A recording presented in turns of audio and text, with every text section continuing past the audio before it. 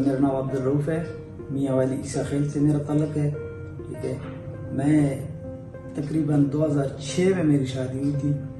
पूरा पाकिस्तान में घूमा हूँ, ठीक है ना, कहीं ऐसी भी इलाज नहीं हुआ।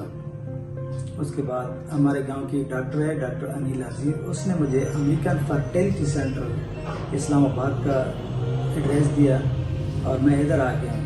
ठीक है ना, हालांकि मैंने प्रोफेसर से कम इलाज भी नहीं कराया। रावलपिंडी, इस्लामाबाद, पेशावर, लाहौर तो कराची तक मैं गया हूँ।